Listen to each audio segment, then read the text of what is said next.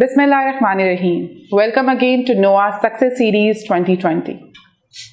पीरज़ादा कासिम साहब की गज़ल का एक शेर है, मैं ऐसे शख्स को जिंदों में क्या शुमार करूं जो सोचता भी नहीं, ख्वाब देखता भी नहीं। जिंदा लोगों के ख्वाब होते हैं, जिसका कोई ख्वाब नहीं, इसका कोई मुस्तकबिल नहीं। ख्वाब ज़िंदगी की अलामत हैं। सिविल सर्विसेज को ज्वाइन करने का ख्वाब और इसकी तकमील सुनहरे मुस्तकबिल की ज़मानत बन सकती है। इस ख्वाब की तकमील के साथ अगर किसी को CSS टॉप करने का इम्तियाज़ भी शामिल हो जाए तो ये बाइस मुसर्रत और इफ्तिखार है। आज हमारे साथ CSS 2020 के नोआ स्टार और KP के टॉपर अहमद मुर्तज़ा मौजूद हैं। अहमद की एलोकेशन पाकिस्तान एडमिनिस्ट्रेटिव सर्विस में हुई है। अस्सलाम वालेकुम अहमद। वालेकुम अस्सलाम मैम। ढेर मुबारक शाह। ढेर मेहरबानी। अहमद कैसे हैं आप? अल्लाह का शुक्र मैम। अहमद, सबसे पहले तो ये कि आपकी एलोकेशन पाकिस्तान एडमिनिस्ट्रेटिव सर्विस में हुई है, आपने KP से टॉप किया है। जी शुक्र। तो अहमद, आप इस अपनी जर्नी को किस तरह से डिस्क्राइब करना चाहेंगे? मैम, पहले तो अल्लाह ताला का बहुत शुक्र है कि जो एक ग्रुप रिक्वायर्ड था, जो हमारा एक ख्वाब था पाकिस्तान एडमिनिस्ट्रेटिव सर्विसेज में एलोकेट होना, पहले तो वो हो गया। फिर जिस तरह आपने कहा कि चेरी ऑन द टॉप यही था कि प्रोविंस भी टॉप हो गया। मैम, जर्नी काफ़ी लंबी और काफ़ी मुश्किल थी, लेकिन वही बात है कि एंड को जब आप देखते हो कि at the end of the tunnel आपके लिए क्या चीज़ इंतज़ार करिए, तो सारी चीज़ वो जर्नी फिर एक खूबसूरत भी हो जाती है। और जो सारा हार्ड वर्क है फिर वो इंसान को एक बड़ा रिवॉर्डिंग लगता है, बड़ा आसान हो जाती है जर्नी मैम। तो यही मेरा इसके बारे में मैम ज़्यादा बोल। तो अहमद, आपकी CSS की ये थर्ड अटेम्प्ट थी। जी मैम। तो अहमद, व्हाट नॉर्मली जो एस्पिरेंट्स है ना, there are a lot of people who struggle for CSS, पहली अटेम्प्ट में, दूसरी अटेम्प्ट में, फिर वो जाके क्लियर करते हैं।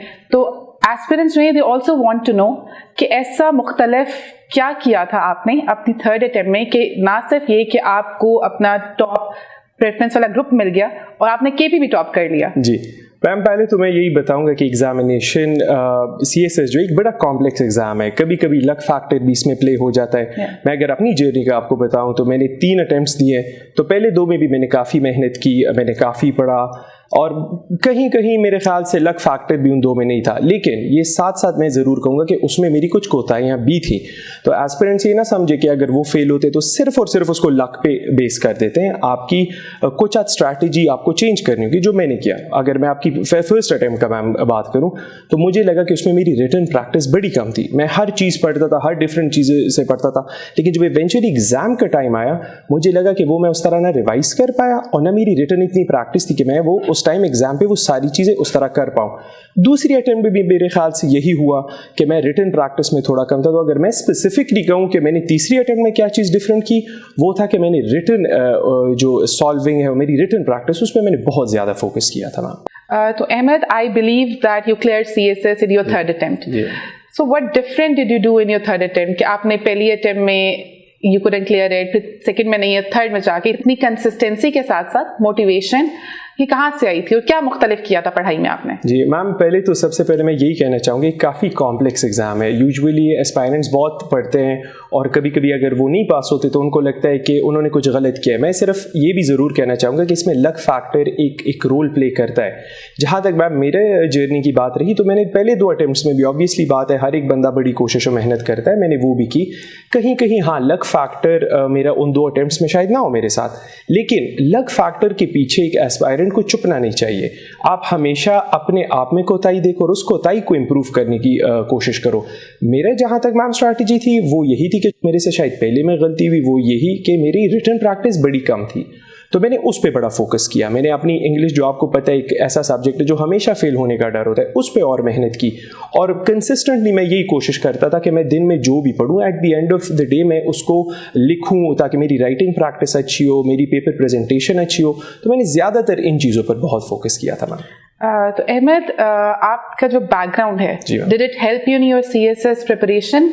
Ma'am it definitely did. आप 4 साल फॉर एग्जांपल आप जो पढ़ते हो यूनिवर्सिटी में, वो कहीं ना कहीं आपको ज़रूर हेल्प करता है, क्योंकि वो एक फाउंडेशन आपने बनाई हुई है और फिर आप जब CSS के लिए तैयारी करते हो तो you generally build on that. तो मैम मैं तो कहूँगा कि उसने बहुत हेल्प किया है मुझे। तो आपने अपने जो डिग्री के सब्जेक्ट्स थे, did you opt those in CSS as well? कहीं मैम फॉर एग्जांपल मैंने पढ़ा इकोनॉमिक्स है लेकिन आई ऑप्टेड फॉर IR क्योंकि मेरे सब्जेक्ट कॉम्बिनेशन इस तरह बनाई कि IR मुझे ज़रा ज़्यादा हेल्प कर रहा था. लेकिन अगर आप देखें कि मेरे कुछ सब्जेक्ट्स थे बिजनेस एडमिनिस्ट्रेशन, एंथ्रोपोलॉजी, तो वो इस तरह की सब्जेक्ट्स थे जिसके इंट्रोडक्टरी लेवल कोर्सेज मैं अपनी यूनिवर्सिटी में पढ़ चुका था ऑलरेडी, तो it definitely did help me a great deal. इसके अलावा since we just discuss that you clearing your third attempt, तो आपने जो अपनी रिटन प्रैक्टिस थी उस पर ज़्यादा फोकस किया या did you study a lot again for the third time? Ji ma'am, दोनों को आपने पैरेलल लेके चलना होता है. अब मैंने रिटन प्रैक्टिस तो की और पढ़ा भी बहुत डिफरेंट चीज़ें, लेकिन अगेन मैं यही कहना चाहूँगा कि यूजुअली गलती लोग क्या करते हैं कि आप सिर्फ पढ़ते हो, डिफरेंट चीज़ें पढ़ते हो, डिफरेंट किताब पढ़ते हो. आपने प्रैक्टिकल ये सोच रखनी है कि at the end of the day एक 3 आवर का एग्जाम है, you only have so much time कि आप उधर ही रिप्रोड्यूस करो और एक एग्जामिनर को ये बताओ कि अच्छा ये मैंने पढ़ा है. तो ज़्यादा पढ़ना बिल्कुल एक अच्छी चीज़ है, लेकिन उतना जो आप रिटन प्रैक्टिस में एक तो ले आ सको और दूसरा आप उस एग्ज़ाम के दिन वो लिख सको.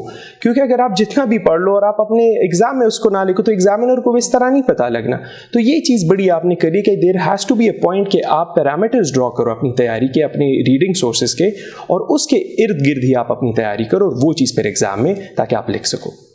तो अहमद, आपने क्या पैरामीटर्स ड्रॉ किए थे, आपने किस तरह से किया? मैम देखिए, एक तो जो लोग गलती कभी कभी करते कि एक सिंगल किताब या एक सिंगल रिसोर्स को यूज़ करते.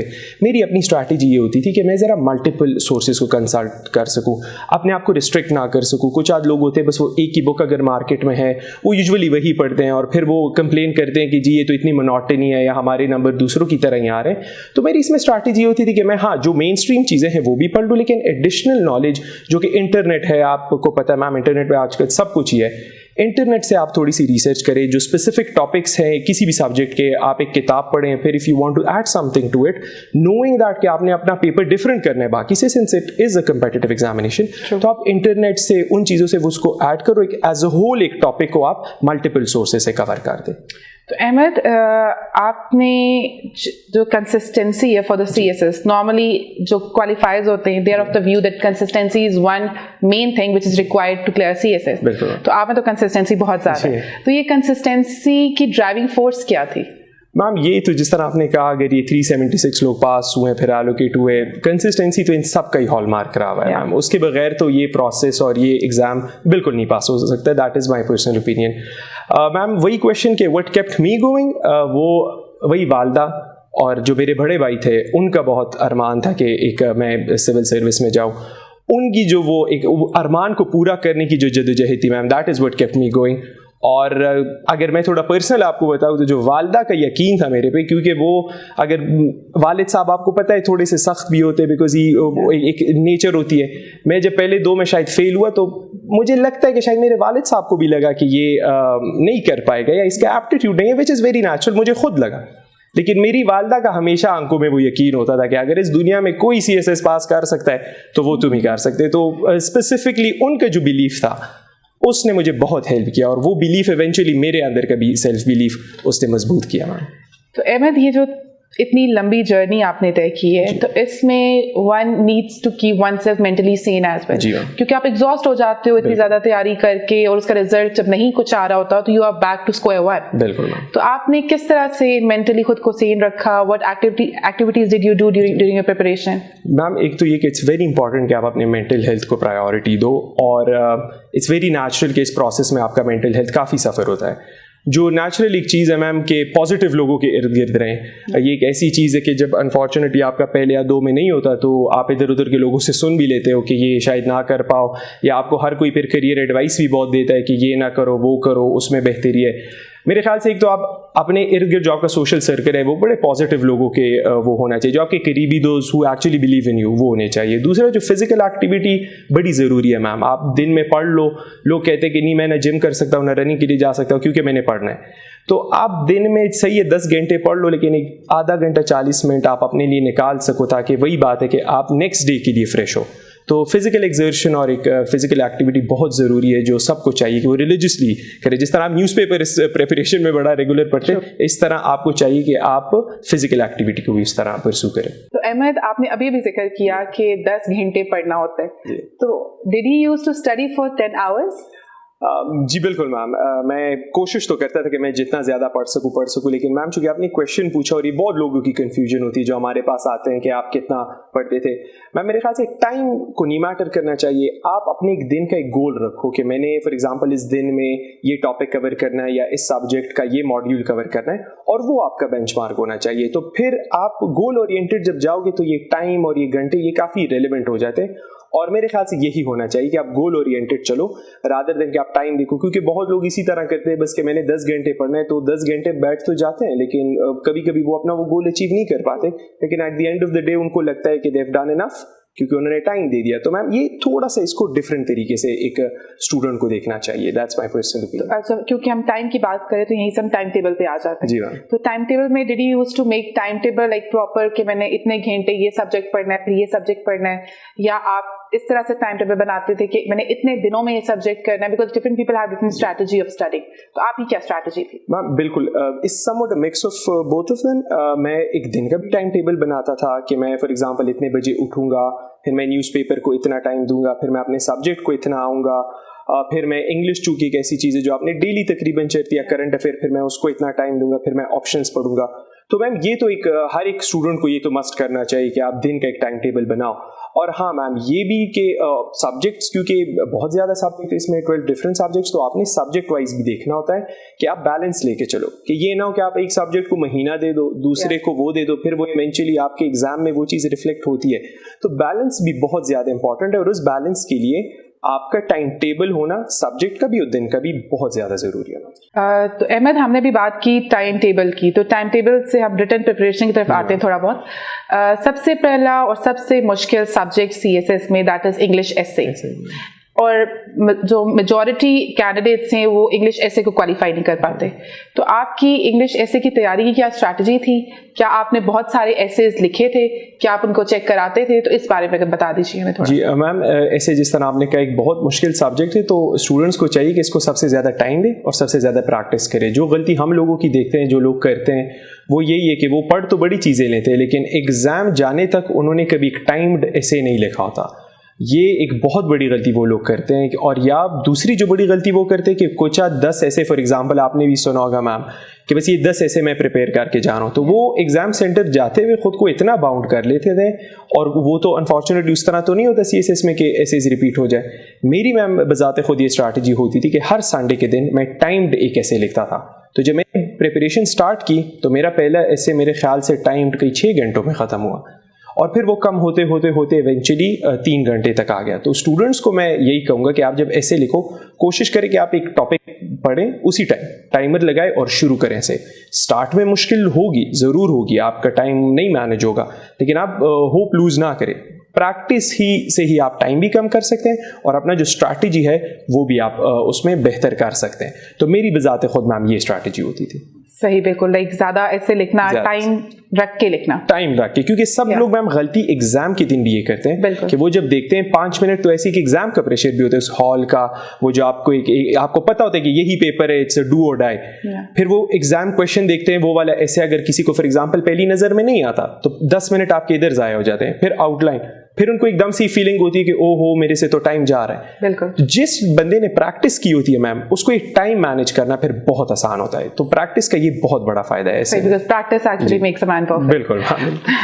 اچھا, اس کے علاوہ ہم آ جاتے ہیں انگلش پریسین کمپوزیشن پہ. جی میم, انگلش پریسین کمپوزیشن جو ہے یہ بھی بہت زیادہ ٹارگیٹ ہو جاتا ہے, ٹارگیٹ ایز ان کے فیل ہو جاتا ہے لوگوں کا. تو اب پریسی کے لیے جو پریسی ہے 20 نمبر کی, اس کی پریکٹس بھی بہت چاہیے ہوتی ہے. تو آپ نے اس کی بھی پریکٹس کی تھی کافی؟ بہت زیادہ پریکٹس کی تھی میم. جو مجھے اگر میں آپ کو بتاؤں, میرے خیال سے 80s تک کی پریسیز تھی, تو میں 2018-19 آنورڈ پیچھے ہر روز ایک کرتا تھا. لیکن میم یہ کہنے میں تو تھوڑا مشکل لگتا ہے, لیکن میں نے بریک ڈاؤن کیا تھا. ہفتے میں 3 پریسیز فار ایگزامپل میکس اگر کر لیتا تھا, ہفتے میں 2 پریسیز کر لیتا تھا, تو وہ آسان جاتی ہے. لیکن آپ نے اس کو عادت بنانا ہے. ہم یہ کرتے کہ کبھی کبھی ایک پریسی لکھتے ہیں اور وہ اچھی ہو جاتی ہے, تو وی گیٹ اوور کانفیڈنٹ کہ چلے یہ تو بس ہمیں آتا ہے, یہ چھوڑ دے. اور پریسی ایک ایسی چیز ہے کہ وہ جتنی پریکٹس کرو آپ کے لیے آسان ہوتی جاتی ہے. تو میری تو میم اس میں بھی یہی اسٹریٹجی ہوتی تھی کہ میں زیادہ سے زیادہ پریسی اٹیمپٹ کروں. تو ایک تو ہوتا ہے نا کہ انگلش پریسنگ کمپوزیشن کے پیپر میں ایک پریسی ہوتی ہے, اس کے علاوہ کمپریہنشن ہے, پھر چھوٹی چھوٹی اور بھی بہت ساری چیزیں کہ ان چھوٹی چھوٹی چیزوں پہ فوکس کرنا ہوتا ہے, آپ نے مارکس گین کرنے ہوتے ہیں. تو آپ نے ان کی بھی کی تھی یا وہ کیونکہ آپ کی گرامر اچھی ہے تو وہ نکل گئی چیز؟ بالکل نہیں میم, گرامر تو یہاں پر فار ایگزامپل اگر میں لاسٹ ایئر کا پیپر دیکھے جو پریسی کے MCQs آئے ہیں وہ تو بہت لوگوں کو مشکل ہوئی. پریسی میں میم غلطی اگین لوگ یہی کرتے ہیں کہ اس کا نام پریسی کمپوزیشن ہے تو صرف پریسی پہ پاس فیل ہے, تو وہ اسکور ہی نہیں کر پاتے, اور یہ نہ ان کا اسکور اچھا آ جاتا ہے, ان کے فیل ہونے کے چانسز بھی بہت زیادہ ہوتے ہیں. میرے خیال سے اس کے ڈفرینٹ کمپوننٹس ہیں, ان کو بھی آپ ٹائم دیں, ان کو پریکٹس کریں, پھر آپ at the end of the day it's a number game. اگر آپ کاؤنٹ کریں کہ آپ کی چلے خدا نخواستہ پریسی اس دن اچھی نہیں بھی ہوئی, یو آر ناٹ یور 100%, لیکن آپ کی باقی چیزیں وہ کمپنسیٹ کر جاتی ہے, تو وہ آپ کو پیپر میں مارکس بھی دے دیتی ہے, جہاں کہیں ٹارگیٹ ہوتا ہے تو آپ وہ پاس بھی کرنے میں بہت آسانی ہوتی ہے. صحیح. اچھا, اب اس کے بعد ایک سبجیکٹ آتا ہے کرنٹ افیئرس. اب آپ کا بیک گراؤنڈ جو ہے وہ تھوڑا مختلف تھا, آپ نے اکنامکس وغیرہ پڑھا ہوا تھا, آپ کا بیک گراؤنڈ انٹرنیشنل ریلیشنز یا کرنٹ پالیٹکس سے ریلیٹڈ نہیں تھا. تو آپ نے کرنٹ افیئرس کی تیاری کس طرح سے کی؟ اتنا واسٹ سبجیکٹ ہے, اتنا واسٹ ڈیٹا ہے, like you have to know about all the countries whatever is going on and you have to keep yourself updated as well. تو آپ نے کس طرح اپنی اس تیاری کو مکمل کیا, کس طرح سے اس کو پیپر پہ آپ نے ریپروڈیوس کیا؟ میم کرنٹ افیئرز میں ایک تو کریٹیکل سب سے جو چیز ہے وہ اخبار ہے, وہ آپ نے ڈیلی پڑھنا ہے تاکہ آپ کو پتا ہو کہ ہو کیا رہا ہے. اب وہ ساتھ ساتھ میم کچھ اس طرح برننگ ایشوز ہوتے ہیں, کچھ ٹاپکس ہوتے ہیں جو آپ ایکسپیکٹ بھی کرتے ہو. فار ایگزامپل اگر یہ والے جو بیچ ابھی ایگزام دے رہا ہوگا ان کے لیے Afghan peace process is a very hot issue, جو کہ چانسز ور کہ وہ آنا تھا اس نے ایگزام میں. تو پھر آپ اس طرح کے جو ٹاپکس ہوتے ہیں ان کو آپ لکھ لو کہ یہ مین ٹاپکس ہیں جو ایکسپیکٹڈ ہے کہ آ سکتے ہیں. اب یہ لکھنے کے بعد میم جو کریٹیکل چیز ہے وہ یہ ہے کہ آپ ایک پیج پہ یا میکس 2 پہ, جس کو ہم اسٹوڈنٹ لینگویج میں 1 پیجرز کہتے ہیں نوٹس کے, وہ انتہائی زیادہ کریٹیکل ہے. کیونکہ آپ بہت 10 آرٹیکل پڑھ لو, 20 آرٹیکل پڑھ لو, at the end of the day اگر آپ ایگزام کے رات اس کو نہ ریوائز کر پاؤ تو اس کا کوئی فائدہ نہیں ہوگا.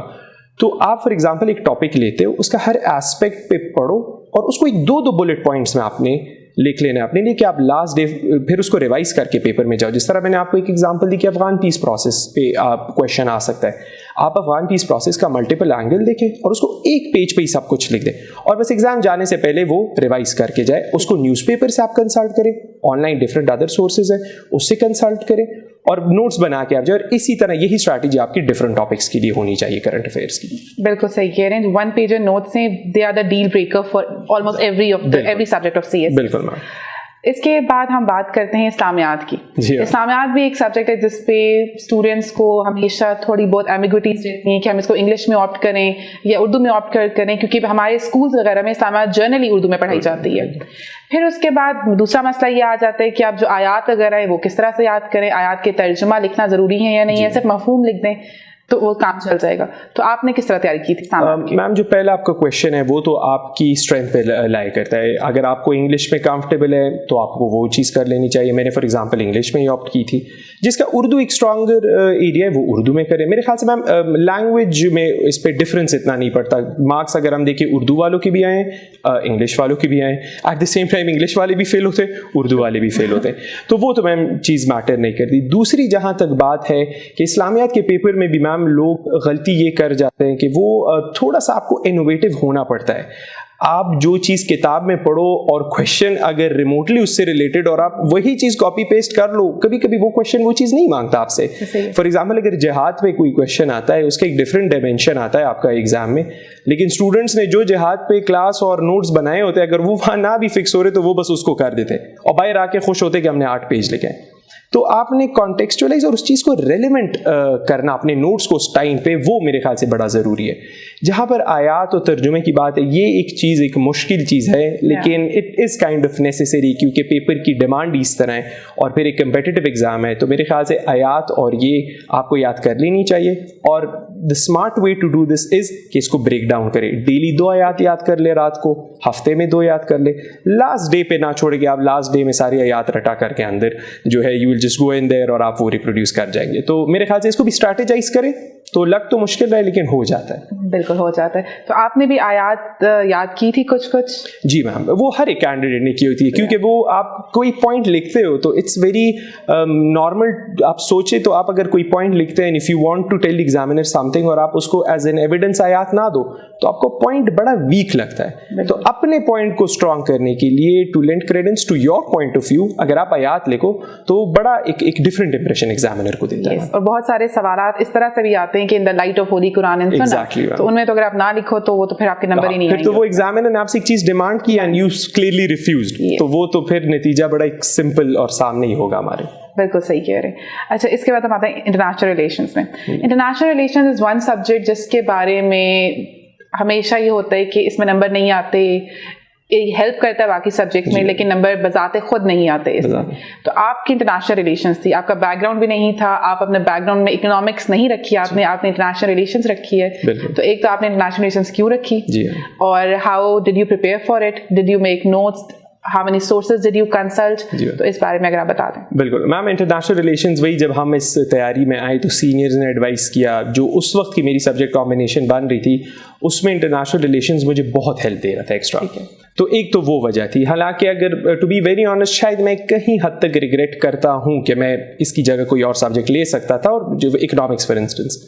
تیاری کی بات آئی میم, تو اس میں بھی اگین لوگ یہی کرتے ہیں کہ اس کا چونکہ آؤٹ لائن بڑی سمپل ہے, لوگ بڑے اوپر سے پڑھ لیتے ایک آدھ کتاب کہ بس دس از مور دین انف. لیکن میم یہ بہت زیادہ ٹیکنیکل سبجیکٹ ہے, جو کہ ہم اگر اس میں دیکھتے ہیں کہ مارکس لوگوں کے کس طرح ہیں, لوگ کس طرح فیل ہو رہے ہیں سبجیکٹ میں, تو یہ ایک بہت زیادہ ڈیفیکلٹ اور ٹیکنیکل سبجیکٹ ہے. تو جو لوگ اس کے لیے آپٹ کر رہے ہیں, and plus this is a 200 marks subject, تو آپ نے اس میں بہت ایکسٹرا ایفرٹ کرنی ہوتی ہے. اگر میرے سے آپ پوچھیں تو میں 2-3 ڈفرنٹ بکس جو ہیں وہ انٹرنیشنل ریلیشنس کے لیے کنسلٹ کر چکا ہوں, اچھے آتھرس کی بکس کنسلٹ کر چکا ہوں, پھر آن لائن میگزینس جرنلز یہ ہم پڑھتے تھے ریگولرلی, تاکہ آپ کا ایک پوائنٹ آف ویو بڑا ڈفرینٹ ہو جائے.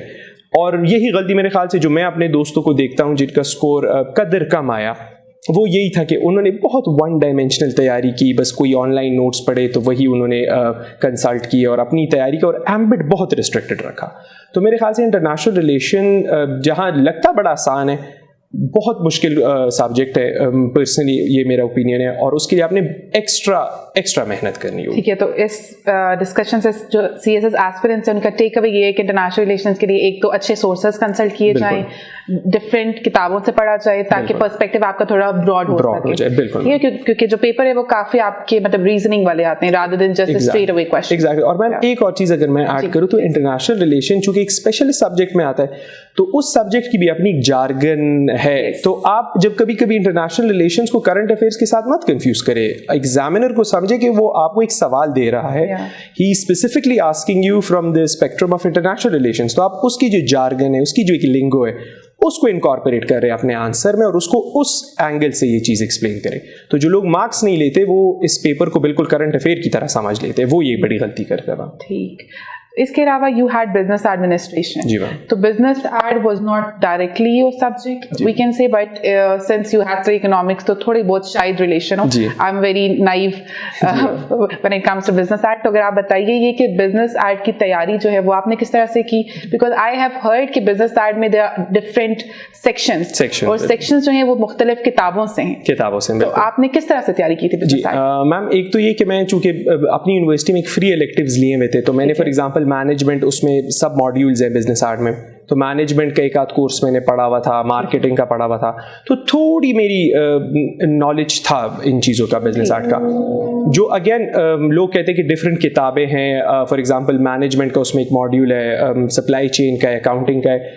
تو اس میں اگر اسٹوڈنٹس تھوڑا سا اسمارٹ ہو اور اس کتاب کی آن لائن وہ سرچ کرے, سلائڈز ہر ایک کتاب کی موجود ہے, تو وہ ان کے لیے بہت آسان ہو جائے گا. اگر وہ کتاب نہیں پڑھنا چاہتے تو سلائڈ بھی کافی ڈیٹیل اور سیلف ایکسپلینیٹری ہے, تو ان کو سارے ماڈیولز میں بہت آسانی ہو جائے گی. مجھے فار ایگزامپل میں نے پوری کتاب نہیں پڑھی, کیونکہ میم اٹ واز ناٹ پاسبل کہ میں 4 ڈفرینٹ کتابیں ایک سبجیکٹ کے لیے پڑھوں, وہ پریکٹیکل نہیں تھا. تو میں نے ہر ایک اس بک کی سلائڈس کھولی اور ادھر سے میں نے اس کی پریپریشن کی تھی. ठीक, सही है. तो इसके अलावा आपने बोला कि आप ऐसे जो है वो हर संडे को लिखते थे. जी. तो इसके अलावा आपने बाकी सब्जेक्ट्स के पास पेपर्स भी अटेम्प्ट किए थे, उनकी प्रैक्टिस की थी, या एग्जाम में बस डायरेक्ट पढ़ के बस बैठ के लिखते पकड़ दिया एग्जाम? नहीं मैम, हर एक सब्जेक्ट की तो नहीं, क्योंकि प्रैक्टिस की ही बात है. वो राइटिंग तो फिर आप हर चीज़ में करते हो. तो मैंने सेलेक्टिव सब्जेक्ट्स जो थे जिनसे मुझे डर था, जिस तरह मैंने आपको थोड़ी देर पहले IR का जिक्र किया कि उसमें कभी कभी आप जब लिखते हो तो आप बिल्कुल उसको करंट अफेयर के डायमेंशन में ले जाते हो. उसकी मैंने प्रैक्टिस करता था मैं IR की, कि मैं क्वेश्चन सॉल्व करूं, और इस्लामियात का भी स्पेसिफिकली क्योंकि वो एक डेंजरस सब्जेक्ट कंसिडर किया जाता है. तो मैं इसलिए उस अटेम्प्ट करता था कि मैंने जो आयात याद की हैं क्या वो मुझे वाकई याद है, मैं पेपर में लिख सकता हूँ. तो इन कुछ चीज़ों की मैं प्रैक्टिस कोशिश करता था कि रेगुलर करूं. लेकिन ओवरऑल अगर आप देखिए पर्पस था अपनी राइटिंग स्पीड को बढ़ाना और प्रेजेंटेशन को अच्छा करना. तो आप जिस भी सब्जेक्ट का क्वेश्चन सॉल्व करते हैं वो पर्पस मीट होता है इवेंचुअली. सही. तो तैयारी तो आपने कर ली. इसके अलावा आपके IR, बिजनेस साइड, और कौन सा आपका optional subject? Ma'am international law था मेरा, एंथ्रोपोलॉजी और बिजनेस एडमिनिस्ट्रेशन. तो इंटरनेशनल लॉ CSS 2020 का अच्छा खासा एक मुश्किल सब्जेक्ट कंसिडर किया जाता है. बिल्कुल. Because a lot of aspirants have cleared SA and प्रेसी but they could not clear international law. तो आपने इंटरनेशनल लॉ की तैयारी कैसे की? मैम एक तो होलिस्टिकली मैंने एक सब्जेक्ट को देखा था. इंटरनेशनल लॉ में अगर मैं आपको बताऊं, पेपर से ये मुश्किल भी आया, मार्किंग भी पता नहीं उन्होंने थोड़ी सी सख्त की. लोग इंटरनेशनल लॉ में मेरे ख्याल से मैम जहाँ पर थोड़ा सा उनको मुश्किल आता है वो ये कि वो सेलेक्टिव स्टडी करके चले जाते हैं कि लास्ट ईयर ये सवाल आया था, इस साल ये आएगा, तो हम ये ऑप्शनल में छोड़ जाते हैं तो अंदर चले जाएंगे. तो वो कभी कभी वो चीज़ अनफॉर्चुनेटली क्लिक नहीं करती. मैंने इंटरनेशनल लॉ में रिस्क नहीं था लिया, मैंने कोर्स को पूरा कवर किया था क्योंकि मुझे पता था कि इसमें रिस्क फैक्टर हो सकता है. तो मेरे ख्याल से वो एक वाइज डिसीजन था मेरा. ठीक. तो ये है कि इंटरनेशनल से फिर हम कह सकते हैं ना कि बहुत सारे सब्जेक्ट्स जिनमें आपको खतरा हो कि ये टारगेट हो सकते हैं या ये मुश्किल सवाल आ सकते हैं, तो उसमें आप ज्यादा सवालात की तैयारी करें बजाय इसके कि अपनी तैयारी को लिमिटेड रखें. एग्जैक्ट. आप हर एक सब्जेक्ट इनफैक्ट मैम मेरा मुझसे अगर आप पूछे मैं यही कहूँगा कि आपके पास टाइम होता है, आप प्लीज़ शॉर्टकट्स में ना जाए और पहले से ये ना सोचे कि इस सब्जेक्ट के मैंने बस 3 सवाल अच्छे करने और मैं बस 11 सवाल प्रिपेयर करके चला जाऊँगा और उधर हो जाएगा. वो चीज़ बहुत रिस्की, और ख़ासकर अब जो हम ट्रेंड देख रहे हैं कि किस तरह की अनप्रेडिक्टेबिलिटी ऑप्शनल सब्जेक्ट्स में भी आ गई है, I think that is certainly not wise कि आप सेलेक्टिव स्टडी करके जाओ. Very true. तो अहमद, आपकी रिविजन स्ट्रैटेजी क्या थी? बिकॉज लाइक नॉर्मली जो दिसंबर एंड या जनवरी का महीना होता है, everybody utilise that for the revision. तो आप कैसे रिविजन करते थे? मैम दिसंबर मिड तक मैं ये कहूँगा कि एक इंसान को एक दफ़ा अपना कोर्स कवर कर लेना चाहिए with his notes. December onwards या मिड ऑनवर्ड आप कोशिश करें, जिस तरह हमने थोड़ी देर पहले जिक्र किया 1 पेजर्स का, कि आपकी फिर वो रिवीजन स्ट्रैटेजी सिर्फ ये होनी चाहिए कि आपने ये सोचना है कि मैं अभी बस 2 घंटे में मेरा पेपर है, क्या मैं पूरा सब्जेक्ट रिवाइज कर पा रहा हूँ. उस स्ट्रैटेजी के साथ आपने अपनी रिवीजन रखनी है, और आखिरी महीने 2 में आपने जो रिस्की सब्जेक्ट्स हैं ऐसे और इसका बहुत फोकस इनको दे देना है. क्योंकि कभी कभी ऐसी चीज़ें हम एक ऐसे तो वीक में लिख लेते हैं, फिर हम कहते हैं बस चलो एक हो गया, हम दोबारा लिख लेंगे. आखिर में आप बहुत फोकस करो ऐसे पे. अगर पूरा ऐसे कभी कभी बहुत मुश्किल हो जाता है, आप सिर्फ एक आउटलाइन और इंट्रोडक्शन लिख दो और लोगों को वो चेक करा दो, अपनी सीनियर्स को चेक करा दो, किसी टीचर का है आप गाइडेंस ले रहे हो उससे चेक करा दो.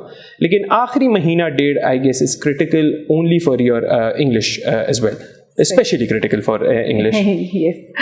अच्छा, तो इस जर्नी में there are lot of people who support you. जैसे आपने जिक्र किया कि आपकी वालदा और आपके भाई ने आपको बहुत सपोर्ट किया, आपके वालिद साहब ने आपको बहुत सपोर्ट किया. तो इसके अलावा you might have a lot of friends who are already in the civil service. या इसके अलावा you might have some peers या mentors जिनको like आप देखते हैं कि यार इन्होंने मेरी इतनी मदद की है.